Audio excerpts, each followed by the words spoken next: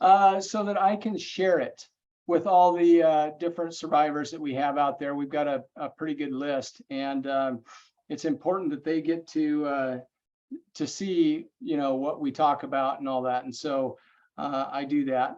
I want to say thank you all so much. We appreciate each and every one of you on here. And this group goes from, you know, gosh, it can be as small as 7 people probably to 25. And we just really appreciate all of you. I'm a stroke survivor as well. My name's Keith. Oh, I should change that. But if anybody, where it says Stroke Awareness Oregon, that's me. I'm Keith. So in our last meeting, we had Blaze, Dr. Blaze Morrison, and he was super. He's a super guy. Love him to death. And we talked about spasticity and chronic pain. It was really good having him on here. We had quite a conversation about all of that. And so he's been a great resource for us. Now, some of you guys are new to what we do, so I'm going to run down real quick what Stroke Awareness Oregon is about. We have 4 main goals, and our mission is guided by care, we say. So the first C is collaboration, where we talk with hospitals, we talk with a lot of physical therapists, doctors, you know, we talk about the importance of stroke and what all's happened. And we also talk about how to, you know, keep it from happening, of course. The A is awareness, and that's our FAST campaign. We have FACE, you know, the FAST campaign, of course, face, arm, speech, and time, and making it a household safety word. We have a lot of cards that we give out in the community and whatnot. We talk about recovery. The R is recovery. We do a ton of stroke meetings. We do 2 of these each month, every 2nd and 4th Tuesday at 3 o'clock Pacific time. And then we have a men's club meeting, which we're just getting started going through again, because COVID really messed that up for us.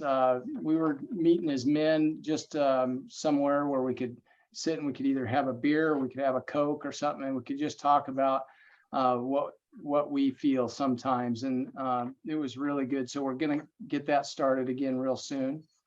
We have a younger stroke survivors meeting every 3rd Thursday at 6 o'clock p.m. And that is run by Alicia, and she does a fantastic job. And it's younger people. It's usually 50 and younger. And then we have a caregivers group. The caregivers group is off right now. We had some changes happening, but we're getting ready to start those up pretty soon as well. And then, so we had collaboration, awareness, recovery, and education. And our goal is just to educate families and businesses on the key elements of stroke, right? And to remember fast, so that, you know, we can get people to the hospital faster. So today, though, we're going to do a little bit of fun. We're going to have a little fun here. And so Melissa is here to help us, but I want to introduce a good buddy of mine, Michael. Michael is just one of those guys that works like crazy. He works to build the stroke community. He works to make it better for people out there. I don't think, not too many people know how much he really does put out there. I consider him a great friend of mine. Let me look at my notes here. He's introduced us to so many different speakers. Most of the people who are on the east side of things have come because Michael has reached out to us and helped us get that going, and I really appreciate him so much. So thank you so much, Michael, and I'm going to have you introduce Melissa. Okay, I'd like for y'all to welcome Melissa Freeman. She is from the Duke Hospital here in Raleigh, Durham. I think I'm not positive, but your title, I think, is Stroke Programs Manager. Stroke Program Manager. Oh, I got it right. I said, well, I hope this is right. But Anyway, Melissa's developed a game. It's called Stroke Jeopardy. And she actually is involved with the Duke support group. And we all had so much fun at Duke.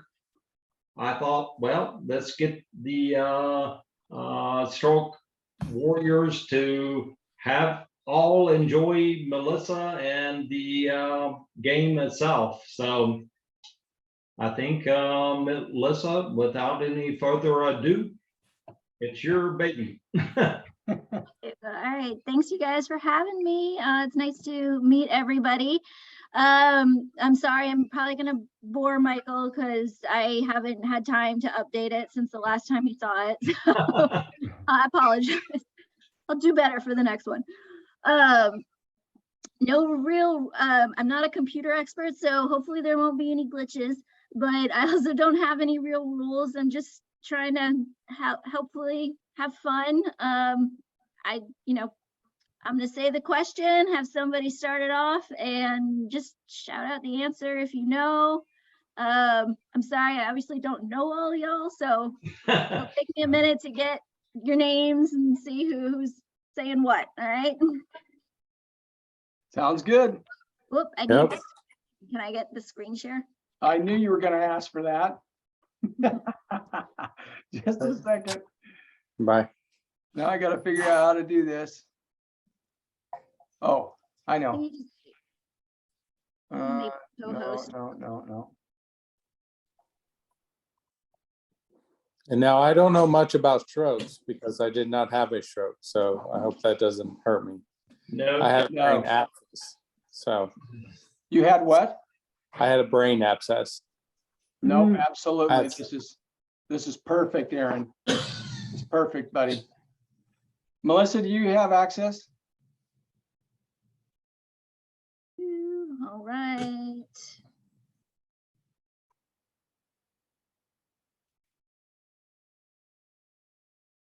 All right, can you guys see a blank screen? Yes. Yes. There we go.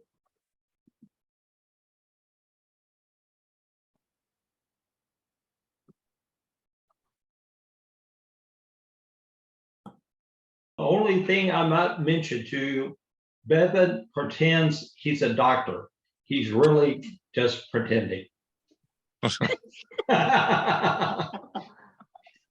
right. Our categories are, these cool people also had a stroke. Good idea, bad idea. What is the risk? Know your numbers. And potpourri, because all Jeopardy games have to have a potpourri, right? Yes. Okay. All right. Beverly, I see you're the first person on my screen. Why don't you start us off? Me? Go ahead, sure. These cool people also had strokes for 200. Okay. This 90s teenage heartthrob sadly passed from a stroke at the age of 52. That's what's that kid's name? Guesses? What's that kid? How long do we have? What'd you say? How long do we have? How long? Doesn't matter. I'm not typing it. There's something out there. Somebody. No Luke? Googling now. Oh, no. I think it was Luke something. Who is Luke Alright. Perry? Luke Perry. All right, you got it. Mhm. He did. He died of a stroke not too long ago, actually. Yeah. All right. Jim, you want to go ahead and pick the next one? Yeah, these cool people also had strokes for 500. Oh, going Those big. were the big bucks. Oh, All right. Who in this picture had a stroke? Did Who any is of us Winston answer, or Churchill? does it go to the person who picked it? Who is Joseph Stalin? Who is Joseph Stalin? Who is Winston Churchill? Yeah, it's Churchill. Churchill had a He stroke. was the prime minister of England. Oh man. Woo. All of them. They Wow. all had strokes. And They I all did? recently heard in a lecture that Roosevelt's personal physician was clocking his systolic blood pressure in the 300s shortly leading up to his stroke. So that man was due for a stroke. If any, I mean, holy was? moly! I don't even think like automatic blood pressure cuffs these days. They don't even go that high. Who had the systolic at 300? Franklin Roosevelt. Roosevelt, FDR. Wow. All right. Who wants to pick the next one? I don't even remember who said Stalin. I like good idea, bad idea. All right. For what? 100. 100. Oops, that didn't work. All Not working. See, I told you it was going to be glitchy. All right. Mike had blood pressure meds prescribed after his stroke. He didn't like how they made him feel loopy, so he cut the dose in half. Bad idea. Bad idea. What is a And we were bad supposed to be idea? outside and they came back inside. It is definitely not a good idea. We don't want you cutting your medication in half without talking to your provider first. Coming down, if you live in a blood pressure that's really high and you start taking blood pressure medicines and it's bringing it down, it probably is going to make you feel not so great. But, you know, we put you on them for a reason. You can take your blood pressure at home, you know, buy a little cuff to see how it's actually running. But we definitely want you to talk to your provider first before you start messing around with what was actually prescribed. All right. Who's going next? What is going on for 300? Karen, what is going on for 300? Okay. Experts say 30 minutes of this per day reduces risk of a cardiovascular event. Walking. What is What is exercise? walking? All right. What is exercise? Who said that? That's me. Who is me? Right. Moderate Me is exercise Adam. if you can. Adam. All right. Which one would you like next? Let's do potpourri for 200. Potpourri for 200. Okay. This percentage of the population has a PFO, patent foramen ovale. If anybody has ever heard of that, I don't know if you guys have or not. I have not. What What is is- 5%? What is 24%? I don't know. What is Actually, very close. Ah. 25%. It's very slightly depending on what studies you read, but yeah, so a bunch of us actually have a hole, essentially a hole in our heart. We all have them when we're born, and some of them close, most of them close, and some of them don't. And it causes absolutely no problems in most people unless they have some sort of event that gets a clot in their heart and then it goes up. So most people would never even know they had a PFO unless they had a stroke and got tested for it. Yeah. But it's pretty common if any of you have actually had one or know that you have one. All right. Bevan, you want to pick the next one? Sure. What is know your numbers? Or sorry, that comes afterwards. Know your numbers for 300. Smoking increases someone's risk of stroke by this Yes, yes. What Oh, is right. 50%? Oh, What is a lot? odds. Yeah, Aaron, you got it. Too much. Not worth it.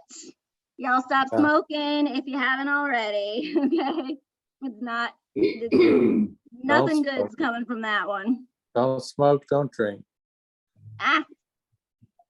Drinking's all right if you have it in small doses. Well, I'm waiting. Just don't High smoke. five, Melissa. Yeah. If I said can, There you go. I said, if I can do it with my right hand, I can drink. That's my goal. Hey, Mm. I spent 15 years in Louisiana. You ain't gonna tell those people to stop drinking, okay?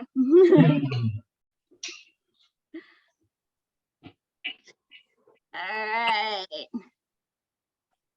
50%. All right. I think that was Aaron, right? Yeah. All right. You want to pick the next one, Aaron? What is potpourri for 400? True or false? Occasionally dabbling in recreational drugs is safe as long as you False. aren't addicted. Well, What is true? Nancy That's Reagan hilarious. said that's false. Oh, Pretty man. sure Joyce got that one.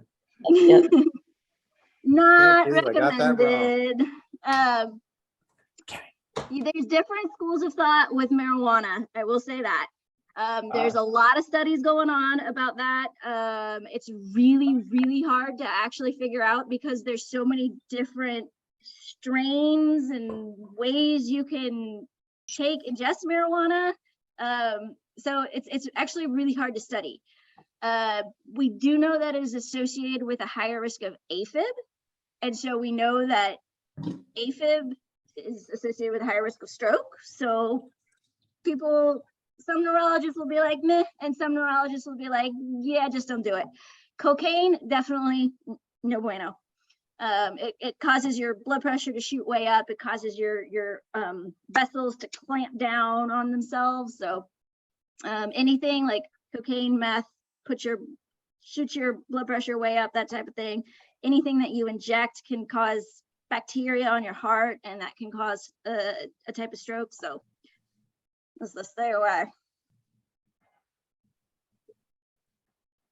All right. Who hasn't picked yet? Joyce needs to pick this one. Joyce. Perforate for 300. Okay. Stroke is the blank leading cause of death for women. First. Oh, Okay. Yeah, What is first, second? second. Maine. The Ooh, third third. leading cause of death. So still pretty high. Now, the COVID might have changed that number. I'm not entirely sure. But stroke is the fifth leading cause of death in this country overall. Again, irrespective of COVID, because it might have actually pushed it down. But for women, it's the third leading cause of death. So we're really good at calling 911 for other people, but not for ourselves. Yeah. True. All right. Keith, who hasn't gone yet. I can't see everybody. I can't see anybody but you. Oh, well, that's a terrible thing to say. Bev, choose. Okay, good idea, bad idea, 300. All right. Marcus. Deborah was reading the paper when she realized parts of her vision were gray. She called her optometrist and made an appointment. Good idea. Bad idea Bad because idea. The optometrist is not having a going to help you with stroke. That's right, Jim. Sorry, it was glitchy. It went on a little fast for me. Whoopsie. Get back there. It's a bad idea because you're right. An optometrist they're not going to help you with a stroke. If you suddenly lose your vision, so sudden onset of vision loss, people complaining of a curtain falling over their eye, very specific type of symptom. Sudden onset blurry vision, double vision, that type of thing. You could be having one of two things. It could be a stroke going to the part of your brain that controls your vision, or it could be a stroke that's going directly to the artery that controls your retina. So it can go two different ways. Melissa, What's that? could I share in my case with my stroke? I had what's called an embolic shower come across my right eye, where I saw a bunch of stars and flashy figures come across That's unusual, my yeah. vision. And what I learned after my stroke was what I was seeing is the rupturing of arteries across my eye called the embolic shower. That's And scary. the clot I had settled into my right optic nerve, and I'm permanently blind in my right eye.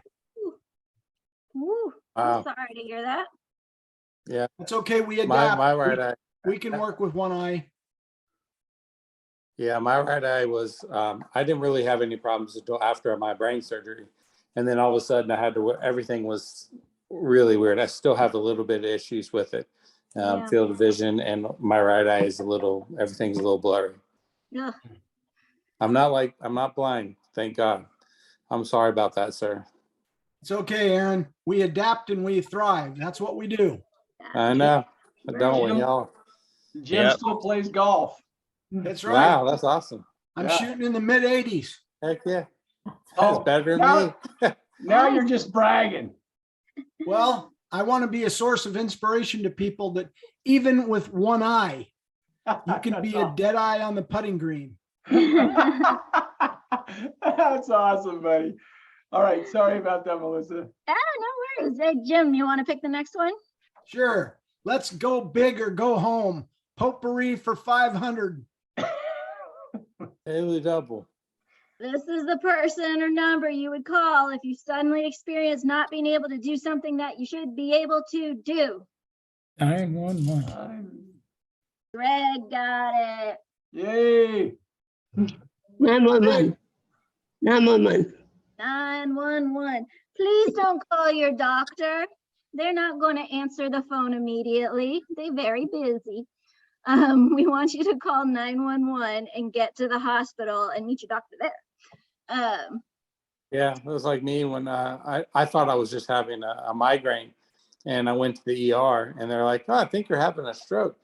And then they did an MRI, and they're like, they didn't know what it was, and so they sent me to the doc. I didn't know what it was for about 3 or 4 days, and once the doctor went in for my brain surgery, then he figured out what I had, Yeah. because they thought I was even having tumors, or I was having what I had.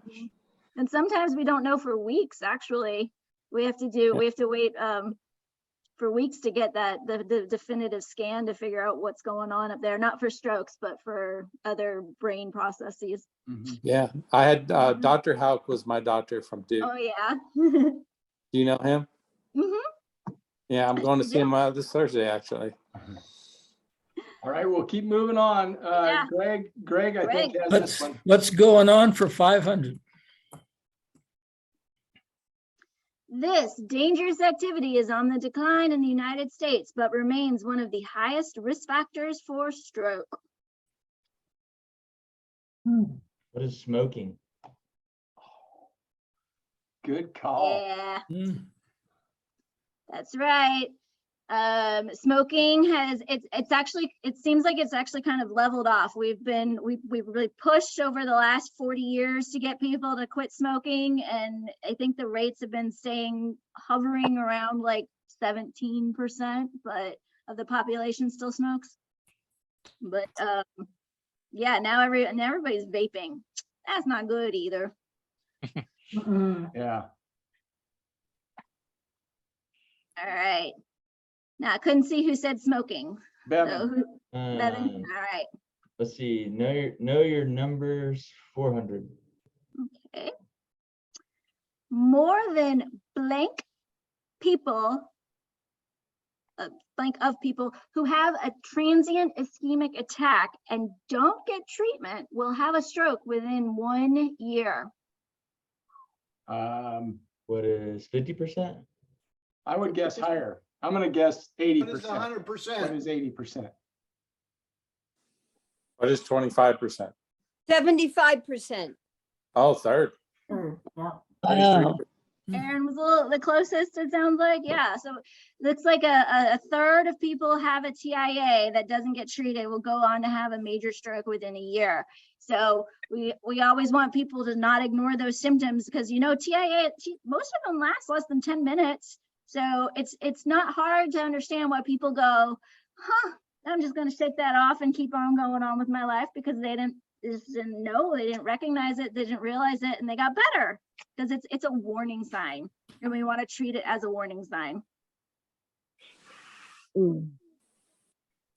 I don't have a clue who was closest on that one. All right, pick somebody who hasn't gone yet. Let's see. Kim O'Kelly. Happy birthday, Keith. Oh, no. Oh, yes. It's your birthday. You turkey. Birthday. You mean we haven't sang happy birthday to you yet? I owe you. I think you I spilled owe the you. beans. All right, Well, go we ahead. have to do that at the end, okay? We must say happy birthday to you, Keith, because we're so grateful that you're alive, honey. Oh, thank you. What color is your cast? I don't have a cast, but I have an eggplant for an arm.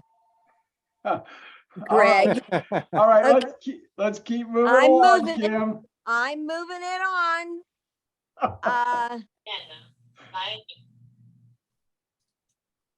What is going on for 500? Already got that one. You want to do 400? Oh, yes, I do. Okay. This irregular heart rhythm is a common cause of stroke. What is AFib? What is Yes. AFib? Ooh, he like threw that out there so fast. That's, oh, I still haven't fixed that. Atrial afibrillation. That's redundant. AFib. Atrial fibrillation. That's right. An irregular heartbeat. We've got one. If you have an irregular heartbeat, make sure you get that tested. And you can always acquire it later in life. It's not something that's like you have it or you don't. The older you get, the more at risk you are. So you can develop it. Awesome. Can I pick the next person? Jeff Chetland. Okay, I would say potpourri for 100. Okie dokie.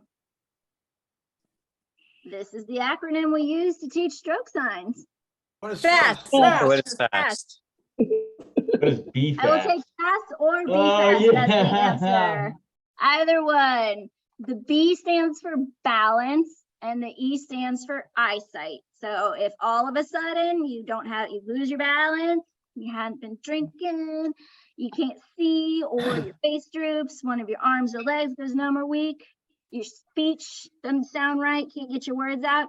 T can stand for either terrible headache or time to call 911. And it can be any one of those. So if you're ever teaching these, and I hope you do teach them to other people, please get the word out that it can be any one of those symptoms. It doesn't have to be all of them. Because I've actually heard that from people that they didn't call 911 because they didn't have every single stroke symptom. Yeah. I was told that you can, if you touch your tongue to the top of your nose, if it's off. I was taught that little trick. Is that right? I would go with B fast. The B fast got is B the fast. most statistically accurate method, easy to remember. Yeah, We because don't- I we was don't going through teach my the tongue thing. I didn't think I was having a stroke, and but I was having all these symptoms that were stroke-like, and then of course I wasn't having a stroke. I was having whatever I was having, infection. All right, you got to get to the hospital so we can figure it out. Oh, I was there, All right. and they didn't know. Jim Lucier, I want you to choose next, please. Whoop, you're muted, bud. You're muted. How about these cool people had a stroke for 300? 300. Got it. This famous 50s actress had a stroke, causing her car to crash while her daughter was a passenger. Grace Kelly. You got it. Nice, Joyce. Very nice. Oh, I didn't know that. He had an intracerebral hemorrhage while driving. Not a good, well, Wow. not that it's ever a good time to have a hemorrhage, but while driving is terrifying. Yeah, that's sad. Yeah, what happened to her? She died. Her daughter's still alive. Grace Kelly died from the stroke. Oh, Crazy. All right, Joyce. Good idea, bad idea for 500. Tommy says his stroke was caused by his mother-in-law, so he no longer interacts with her. Good idea. Good idea. It could go either way. Oh, man. So, why I say Obviously, this you don't is- know mother-in-laws. Oh, I've got two of them. What is not, so yeah, so it can be a good idea. When 10 years ago, if you had asked me, does stress cause a stroke? I would have said not directly, no. And that's still kind of the case. However, a lot more research has come out, and we know that stress, aside from it can cause you to not think correctly, it causes you to not take care of yourself, to not take your medicine, to eat right, to get your exercise. We know all that stuff, which all kind of builds up. It also causes like the hormones in our body to go up and down. It's like a flight or flight type symptom. And so when you have surges of these hormones and releases and surges and releases, that type of stuff, it basically causes inflammation, which is all of that put together. It can actually lead to things like strokes. So the whole point of what I'm trying to say is, you know, if you are dealing with some people in your life that are really stressing you out, and you can step away from it, it might not be such a bad idea. That we really need to try to figure out ways to decrease stress in our own lives. And that looks different for everybody. And I'm certainly not an expert on it. I'm not going to tell you what's best for you. Sometimes yoga works, sometimes meditation works, sometimes exercise works, or, you know, reading a book, whatever it is for you. Find your happy place and make an effort to keep going there. Like it. Very good. All right. Keith, you want to pick somebody else, or you go ahead, pick one? Well, let's see. And you know, I'm embarrassed to say this because I should know.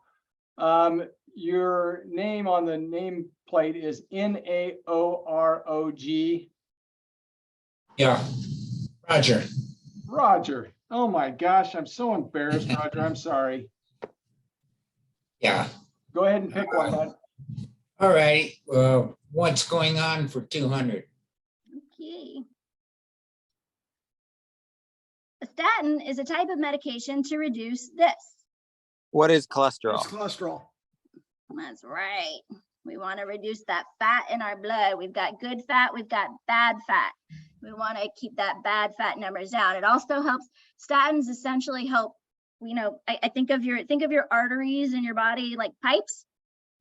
And the older we get, the crustier those pipes get, and the more that they're used and ratty, and things can stick to the inside of them.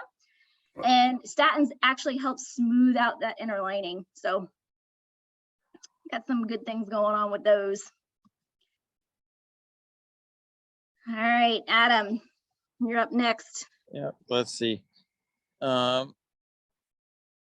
What is going on? Oh, yeah, we still have one left there. What is going on for 100? Okay. This is the #1 risk factor for stroke. What is high blood pressure? You got it. If everybody controlled their blood pressure, I wouldn't have a job. Or I would, it wouldn't be a stroke. But, yeah, it is the #1 risk factor across the globe, I believe, for stroke. So, and people know your numbers, know what it should be. Try to get it down. Yeah, Too high. I had high blood pressure for a while, and about 3 years ago, I had my left adrenal gland removed because it was overproducing a hormone that was blocking a certain thing that lowered it. And once I did that, I still take some medicine, but my blood pressure is a lot better. Nice. That's good. All right, got a few left. Let's Who keep wants to moving. pick? Let's see. How about Victoria hasn't picked yet, if she's able. Let's see. Know your numbers 500. Okay.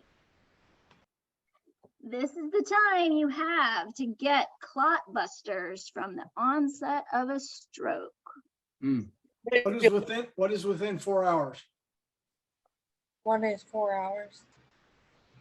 Yeah, so I like to tell people 4 hours because honestly, you get to the hospital, we still have a lot to do to make sure that you're eligible for that medicine. So we're specifically talking about the clot kind of stroke, right?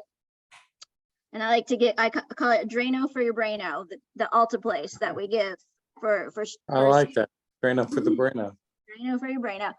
But yeah, so we try to get it to you as fast as possible, but like today we had somebody show up and oh boy, we had 15 minutes for us to get everything done that we needed to do before we ran out of time to give that medicine to her. And we got it done. Wow. But you got to work really, really fast. Wow. So, but you lose 2 million brain cells every minute during a stroke. So you don't want to wait until you're at that 4-hour mark. You want to go in as soon as the stroke, you think it's started, get to the hospital, because the faster you get there, the faster we can help you and stop you losing more brain cells. So Yeah. Oh, that's crazy. And how about Tony? Tony hasn't chose anything yet. Oh, let's see. How about these cool people for 400? Okie dokie. Who do we got here? All right. This leading gent of the golden age of Hollywood, born Archibald Leach, according to Wikipedia, I haven't verified that, died from a stroke in the 1980s. I know. Yes, ma'am. Who is Cary Grant? You got it, Miss Kim. Wow, that was good. He was good. Yeah. He's one of my favorites. So the Archibald Leach thing is correct, right? Yeah. Hey, I have a question. How many brain cells do you lose? I had a hemorrhagic stroke. When you bleed. They just, it's neurons per minute. They just call it, they just say 2 million. I don't think it's differentiated between the two. Okay. Yeah. Interesting. That was a good question. Yeah. Yeah. All right, Miss Kim, we want to pick again? One of the yellow ones. Good ideas. A good idea, bad idea, $200. Okay. Loretta saw a commercial about lawsuits relating to the anticoagulation she was on. She weighed the risks and decided she could stop taking it because her stroke was 5 years ago. What is Bad an idiotic idea? What is a what? Idiotic idea. Yep. You'd be really surprised at how many people do it. I had somebody come in yesterday who stopped taking the meds. It's pretty, it happens not infrequently. People don't decide that they just don't like the side effects that they get from the medicine, or they see a scary commercial, and yet, especially those newer ones. Anybody on Eliquis or Xarelto? Probably. Yeah.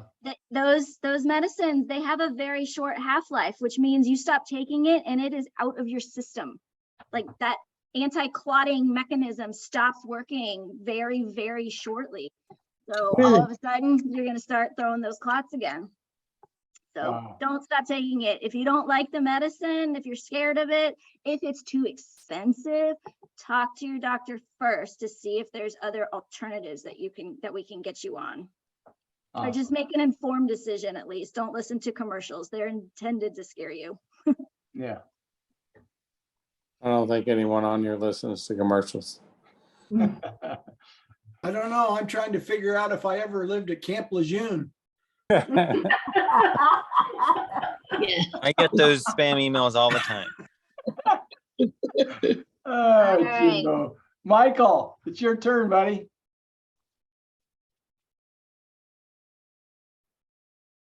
How about these cool people also had strokes for 100? This Singing in the Rain actress passed from a stroke that occurred the day after her famous daughter died. Who is Debbie Reynolds? You got all of these, don't you? Oh my gosh, she's killing us. Someone's a movie buff. All right. Well, Or this decided to actress. not work, but it is Debbie Reynolds. You were right. She was an actress, everybody. All right. Kim, you want to Okay. get Another? Yeah, know your numbers for 200. Okay. This hemoglobin A1C number is considered diabetic. What is 7.0? 5.0. Yeah, getting tricky here. So over 6.5 is considered diabetic. So You had it right the first time. yeah.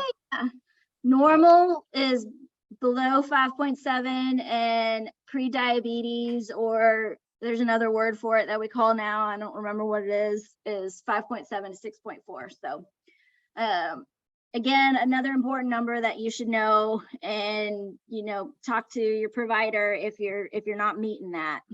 We want to keep that sugar out of your blood, keep that inflammation down.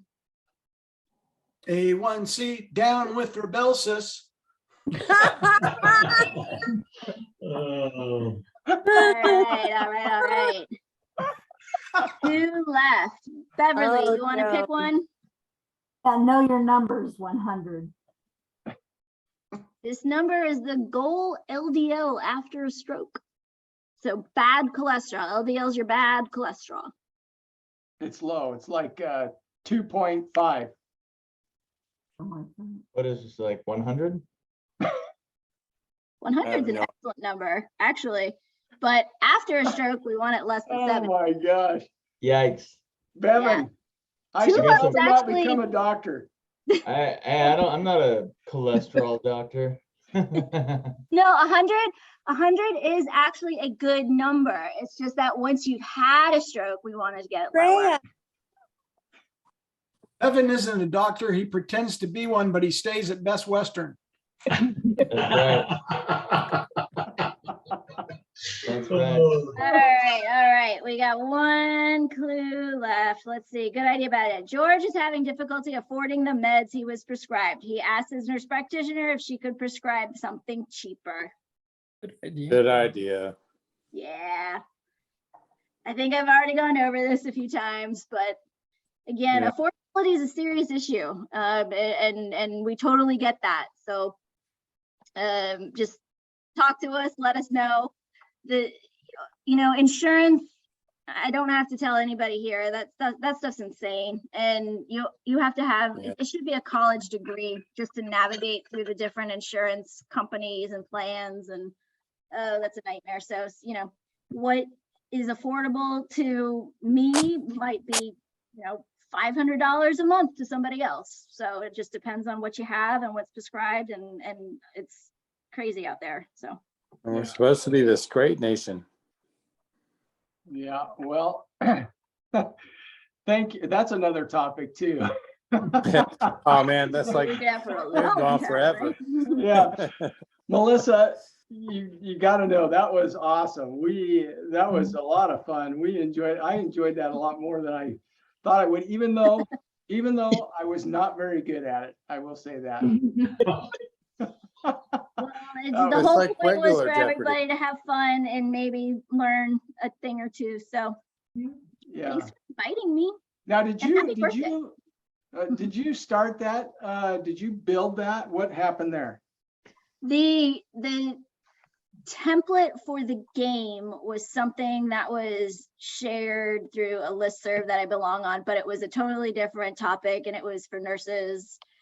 And so I just deleted all the questions and put my own questions and answers in. So I'm not claiming that I'm smart enough to build that thing. And if anybody wants a copy of it, I'm happy to email it to you. Yeah. Okay, and maybe what I could do is have that done and share it with some folks, if that's okay with you. Sure. Yeah. Okay. Also, just remind us all of your, about yourself again, would you? Yeah, sure. So I run the stroke center at the Comprehensive Stroke Center at Duke Hospital. Before that, I was at a couple of different hospitals in New Orleans, Louisiana. I've been a nurse for 20 some years, and I also have my master's in public health in epidemiology from Tulane. So Right. all over the place, ended up in stroke. And how long have you been in the stroke side of it? I've been in stroke for 12, 13 years now. Wow. Yeah. Wow, So that's at a a few lot. different hospitals, 3 different hospitals running stroke centers. So What would you say, having been there for that many years, is one or two of the top things that a new stroke survivor might know as they progress in their life after stroke? you asking me hard questions. What they need to know?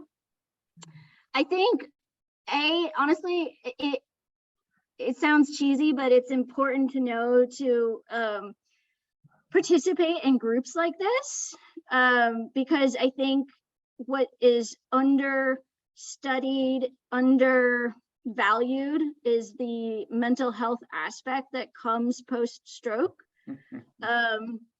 That it can be devastating to a lot of people, and we get into a place where it's hard to get out of. And I know that can happen to anybody at any time, but I think for people who have lost the ability to do something that has been with them their entire life is particularly devastating. So meeting with other people who share tips and tricks, and that's the one thing that I've learned from going to all these support group meetings, is that it's a great community of people who've gone through it, and they can share and assist and empathize with other stroke survivors. So I think that's, trying to stay motivated is probably, again, one of the other most important things, one of the things that I think a lot of people struggle with as well. And then the other part of it is just, I like to tell people to be prepared, not scared. We all know it can happen again. You've had it once, it can happen again. But we want you to be prepared and know your body, know the symptoms, and know what to do so that you can get help as fast as possible. And that, knowing that information helps with the anxiety that comes along with it, I think. So yeah. Plus, you all are in a unique position. You know those signs and symptoms, and you can help other people. But you said a couple of key things in there. One was it can happen again. And so it's important for us all to be aware. And then, of course, I'm a very huge proponent of continuing to grow, which most of these people know on this call. But so we can continue to do that too. And I really, really appreciate you coming on here, Melissa. It's great having you. Kim, go ahead. You're muted. You're muted. Thank you. Melissa, this is Kim. So is it true for both ischemic stroke people and hemorrhagic strokes that they can have another one? It can, yeah. And I've seen it happen. It's slightly, with the hemorrhages, your risk can be different. So it just depends on what that cause of the hemorrhage was. So for most people, it's high blood pressure. Right. And so if you don't keep that controlled, you're certainly at risk for it happening again. You've got those weakened vessel walls and all that sort of stuff. But if you had an aneurysm and it was clipped or coiled, that's your risk might be lower because that problem was surgically addressed. Or you had, if you had a malformation in AVM and they were able to put glue in it, that kind of changes your risk profile a little bit. And then what about ischemic? What about people with ischemic? Ischemic strokes, it's just all the risks. Just have the fact of having a stroke puts you at risk for having another stroke. But some of those risks you can modify and some of them you can't. So and the ones that you can't modify, they're just always going to keep you at risk, like our age. We know for a fact that the older we get, the more at risk we are. Hate to break it to you. I think Adam, you're in South Carolina, and Aaron, you're in North Carolina, and Michael. Just by living in the Southeast United States, we're at risk for a higher risk of stroke than all y'all in Oregon. Holy moly, I did not know that. Do you say Why? that for all the barbecue? We don't know. We don't is, know the reason. Is we're in the stroke belt. Yeah, it North is. Carolina, South Carolina, Georgia, and just basically any southeastern state. And they've studied it and studied it. They've taken all the confounders out. You think it's the food, you think All it's that barbecue. weight, the Okay. lifestyle. Thank you, guys. This is awesome. And Melissa, thank you. Michael was going to comment on your what you were saying, and then Victoria has a question.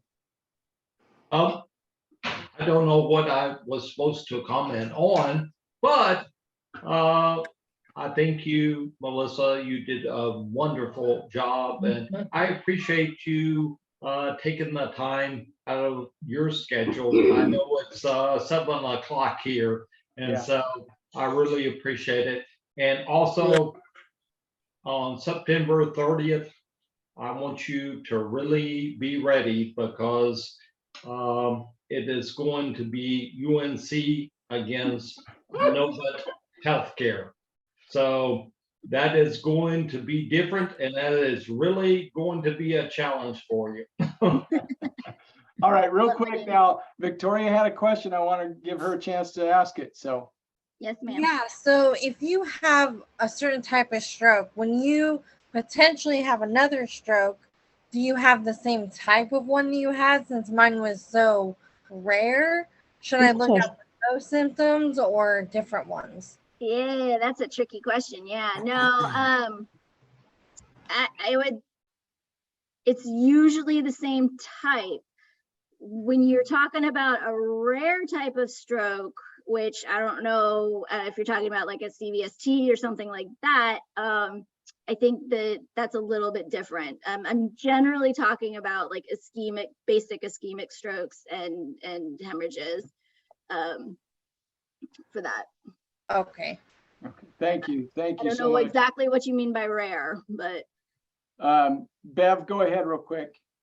Just quickly, I'm a survivor of moya moya, which again, a stroke factor, hemorrhagic strokes, I had 2, and then 28 TIAs, and then I had the 2 brain surgeries. So and my first stroke was in 1999. So I really am a survivor. Yeah. You know what? glad you're still with us. I'm so sorry. That totally makes me think of something. I'm going to reach out to you, Bev, because your story could really help motivate a lot of folks. And you have that motivation and drive, and we're proud of you. I'm very proud of you, Bev. Great job, and you're doing great. So, all right, we'll move on. Are there any stroke anniversaries? I have a stroke anniversary this month. Any others? Michael? I'll be in October. October, Adam. Okay. Right, Mine in August, but it wasn't a stroke. Yeah. Yeah. August. Well, it's awesome. We sure appreciate each and every one of you. Next meeting is on the 27th. It's with Peter Durand with Sabo, which a lot of what has been talked about today, I think, will be answered on some of that next one. And then, of course, on the 11th of October, it's every second Tuesday and fourth Tuesday of the month. Gosh, I appreciate all you guys. And we're going to sing happy birthday to you now, Keith, because that's you true. just go right over it. Don't see me. Don't see me. Don't, so happy birthday to you. Happy birthday to you. Happy birthday, dear Keith. Straight after stroke, man. Happy birthday to you. And many Thank you guys. birthday. Thank you guys so much. I'm the big 6-0 today. Hey, youngster. Yeah. Here's a gift. Thank you guys so much. Appreciate you guys.